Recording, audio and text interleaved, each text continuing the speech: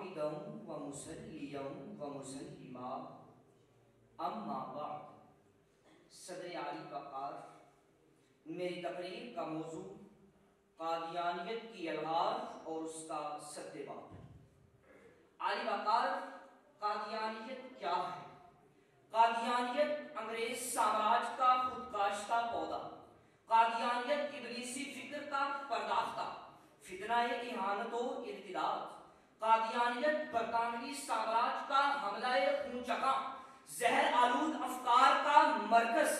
قادیانیت زندگی امت میں بمر شدید، اعصاب شکن حملہ ابلیس. قادیانیت انتشار در انتشار کا زمو منظر، سراسونا کذابونا دجالونا کا مصداق اتم، تاج سرنگار نبوت کے نقب سن. قادیانیت یہود و ہنود کی دسیسہ کاری. قادیانیت یہود و ہنود کی دسیسہ کاری. قادیانیت در حقیقت فتنہ انکار نبوت ہے.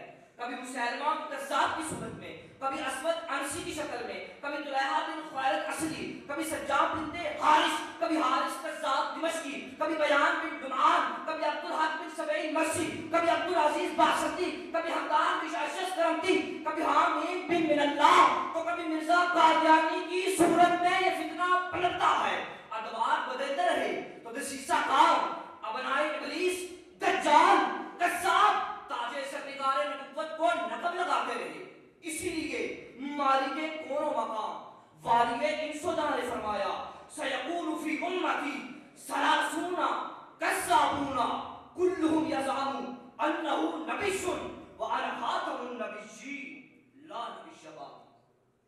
جناب صدر معافی، حمایت فکر و ادب اور قادیانیت کی الغار، فتنہ فروغ، شرر آمیز، اسلام کو مسمار کرنے کی مذموم کوشش، دین کو بیخ و بن سے اکھاڑنے کی جہد مسلسل، مقاصد اسلام کو کمزور کرنے کا گھنونا کھیل. کبھی نشر کتب کی صورت میں سازشوں کے جال بچھائے جاتے ہیں کہ گھر گھر، ملک ملک، آنگن آنگن، فرد فرد، پورے آفاق میں کتابی زہر پھیلایا جا رہا ہے. عالی وقار، کبھی نظام اسلام کو محدود سے محدود تر کرنے کے لیے سازشوں کے نقب زن دکھائی دیتے ہیں. کبھی قرآن و حدیث کے غلط تراجم تو کبھی لٹریچر کی صورت میں قلم زہر بنتے ہیں. کبھی حرص و آز تو کبھی تمام لالچ سے قادیانیت کا عفریت زہر پھونکا رہا ہے.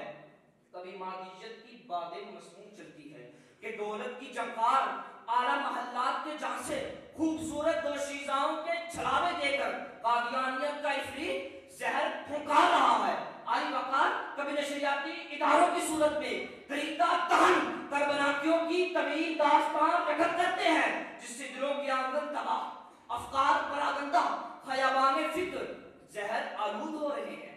کبھی قانون تسلیم خاتمیت محمدیہ صلی اللہ علیہ وسلم کو بدلنے کے لیے قوانین مملکت پر شخون مارنے کی شدید کوششیں کی جاتی ہیں. کبھی زبان و قلم پر پابندیاں تو کبھی حرکت و بیان کو سلب کیا جاتا ہے. کبھی محافظین ختم نبوت کو سہولتیں دی جاتی ہیں تو کبھی قادیان ختم نبوت کو زد و کوب کی خون چکا منزلیں دکھائی جاتی ہیں. کیونکہ یہود ہنود اسلام دشمن الکفر ملت واحدہ کا کردار ادا کرتے ہوئے دنیا کی محبت و لالچ دے کر سید کائنات صلی اللہ علیہ وسلم کا ادب و احترام مٹانا چاہتے ہیں. کفار کا کش کہ موت سے ڈرتا نہیں ذرا، روح محمد اس کے بدن سے نکال دو. فکر عرب کو دے کر فرنگی تخیلہ اسلام کو حجاز و یمن سے نکال دو. صدر عالی وقار، تو پھر یہ گرداب کیسے ختم ہو؟ یہ سراب کیسے چڑھے؟ یہ انتشار رکھتے سفر کیسے باندھے؟ جی ہاں عالی وقار، صرف اور صرف شعور کی آبیاری سے، فکر و نظر کی تنومندی سے، نظریاتی پروند سے. عوامی سطح پر سدباب یہ ہے کہ ایسی مؤثر کتب مرتب کی جائیں جو لوہے ذہن پر ہمیشہ رکب ہو سکے اور ایسے مدلل انداز میں خطبات ہوں جو ہر ذہن کی آبیاری کا سما بن سکے.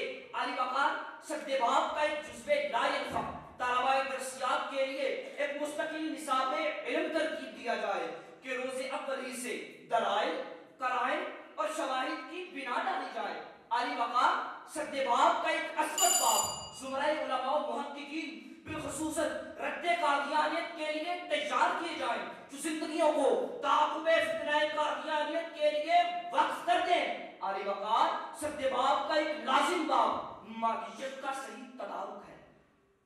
اسلامی سطح پر جمی مسالک سر جوڑے، نفرتیں چھوڑے، کرنے والے کام کریں، اپنوں کو خود تحفظ دیں، وگرنہ قاد الفقر ان یکون کفرا کمصداق، ہمارا کچلا ہوا طبقہ بنتا رہے گا۔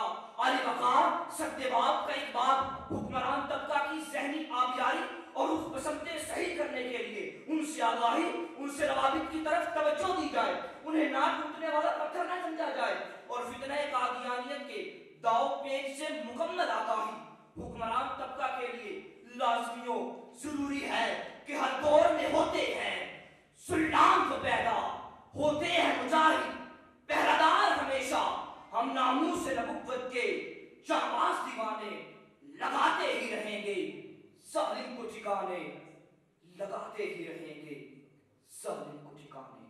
والسلام، سماعتوں کا شکریہ۔ صلی اللہ علیہ حبیبہ سیدنا محمد و آلہ